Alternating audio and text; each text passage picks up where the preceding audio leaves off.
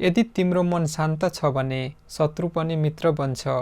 यदि तिम्रो मन अशान्त छ भने मित्र पनि शत्रु बन्छ। यो शब्द हो गौतम बुद्धको 2500 वर्ष पहिले भनिएको। तर आज यो भन्दा सत्य के छ र? सोच्नुहोस्, एउटा युद्धमा खर्च हुन्छ अरबौं रुपियाँ, लाखौं जिन्दगी र हजारौं वर्षको इतिहास। तर शान्तिको लागि केही चाहिँदैन, न बम, न बन्दुक, न सेना। त्यसो भए आज पनि यो संसारमा युद्ध किन चलिरहेको छ? बुद्धले यो प्रश्नको उत्तर दिइसक्नु भएको थियो। हामीले मात्र सुन्न बाँकी छ। आउनुहोस् आजै सुनौं। संसारको अवस्था। आज संसारमा 50 भन्दा बढी सशस्त्र सङ्घर्षहरू चलिरहेका छन्। युक्रेनमा आगो जलिरहेको छ, गाजामा बच्चाहरू रोइरहेका छन्, सुडानमा भोकले मान्छेहरू मरिरहेका छन् र हामी मोबाइलमा न्युज हेरेर स्क्रोल गर्छौं। यो हाम्रो गल्ती होइन, तर यो हाम्रो जिम्मेवारी हो। किनभने बुद्धले भन्नुभएको थियो, यो संसार जस्तो छ त्यस्तो नभइदिने शक्ति तिमीभित्र छ। नराम्रो कुरा देखेर आँखा बन्द गर्नु समाधान होइन, आँखा खोलेर मन बदल्नु समाधान हो। बुद्धले बोधिवृक्ष मुनि ध्यान गर्दा एउटा गहिरो सत्य पाउनुभयो। संसारमा हुने हरेक युद्ध, हरेक झगडा, हरेक हिंसाको जरा मानिसको मनभित्रै छ र त्यो जरा 3वटा विषबाट बनेको छ। बुद्धले यिनलाई भन्नुभयो 3 विष। आउनुहोस् एक एक गरी बुझौं। पहिलो विष लोभ। कल्पना गर्नुहोस्, एउटा मान्छेसँग एउटा घर छ, तर उसको मन भन्छ अर्को पनि चाहियो। 2वटा भयो, मन भन्छ तेस्रो पनि चाहियो। यही लोभ जब एउटा देशको नेताको मनमा पस्छ, त्यो घर बन्दैन, युद्ध बन्छ।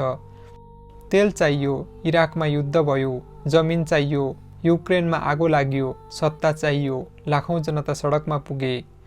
लोभको सबैभन्दा डरलाग्दो कुरा के हो थाहा छ?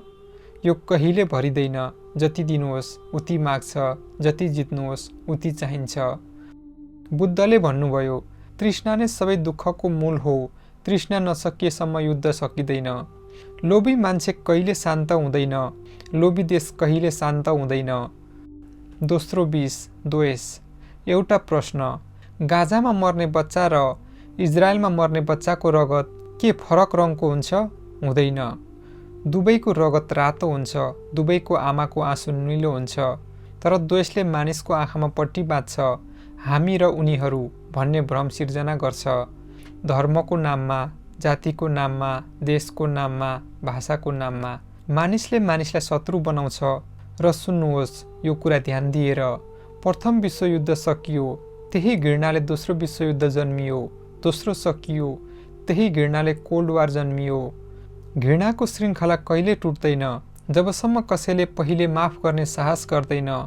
बुद्धले भन्नुभयो, घृणाले घृणा कहिले मेटिँदैन, प्रेमले मात्र मेटिन्छ। यो शाश्वत सत्य हो। तेस्रो विष मोह, अज्ञान। यो 3वटा मध्ये सबैभन्दा खतरनाक विष हो। किनभने लोभ थाहा पाउन सकिन्छ, घृणा महसुस गर्न सकिन्छ, तर अज्ञानलाई थाहै हुँदैन आफू अज्ञानी छु भनेर। मोह भनेको गलत विश्वास, भ्रम। हाम्रो धर्म सर्वोच्च छ, अरूको गलत छ। हाम्रो देश सबैभन्दा महान छ, अरूको कमजोर छ।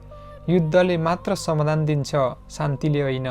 यो सोचले राम्रो मान्छेलाई पनि हतियार उठाउन बाध्य बनाउँछ। बुद्धले एउटा सुन्दर उपमा दिनुभयो, हाँगा काट्दैमा रुख मर्दैन, जरा काट्नुपर्छ। युद्ध रोक्न बन्दुक खोज्दैमा शान्ति आउँदैन, मनको लोभ, घृणा र अज्ञान हटाउनुपर्छ। यी 3 विष नै सबै युद्धको मूल जरा हुन् र यी 3 विष मनभित्र बस्छन्।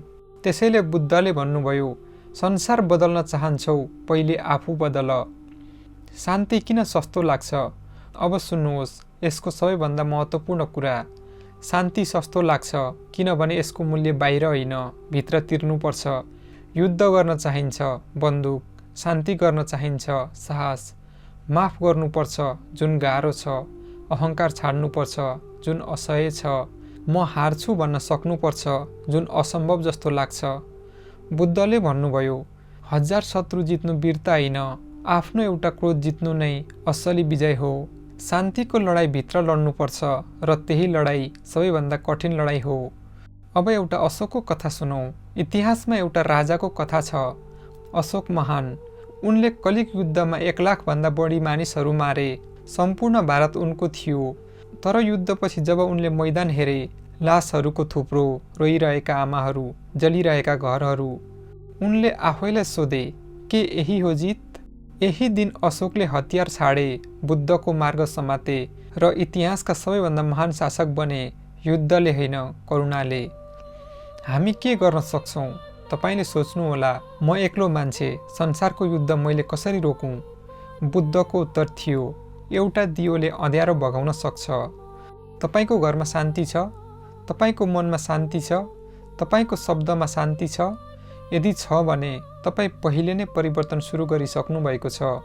किनभने प्रत्येक शान्त मन यो संसारमा एउटा कम युद्ध हो। शान्तिको असली अर्थ, शान्ति भनेको कमजोरी होइन। शान्ति भनेको क्रोध आउँदा पनि नबोल्ने साहस, धोखा खाँदा पनि माफ गर्ने शक्ति, हार हुँदा पनि उठ्ने इच्छा शक्ति। बुद्धले भन्नुभयो, तिमी सारा संसार जित्न सक्दैनौ, तर आफ्नो मन जित्यौ भने सारा संसार तिम्रो हो। युद्ध बाहिर हुन्छ, शान्ति भित्र बन्छ। आफ्नो मनलाई शान्त गर, सारा संसार शान्त भयो। आजदेखि एउटा सानो काम गर्नुहोस्। जब कसैसँग झगडा गर्न मन लागोस्, एक श्वास लिनुहोस्। जब घृणा गर्न मन लागोस्, बुद्धको शब्द सम्झनुहोस्। घृणाले घृणा मेटिँदैन, प्रेमले मात्र मेटिन्छ। यो भिडियो मन पर्यो भने एउटा मान्छेसम्म पुर्याउनुहोस् जसलाई आज यो कुरा चाहिन्छ। किनभने शान्तिको सुरुवात एउटा कुराकानीबाट हुन्छ। यदि तपाईँ पनि बुद्धको अनुयायी हुनुहुन्छ भने कमेन्टमा नमो बुद्ध लेख्नुहोस्। भेटौँला अर्को यस्तै बुद्धको प्रेरणादायक विचारहरूका साथमा। नमस्ते।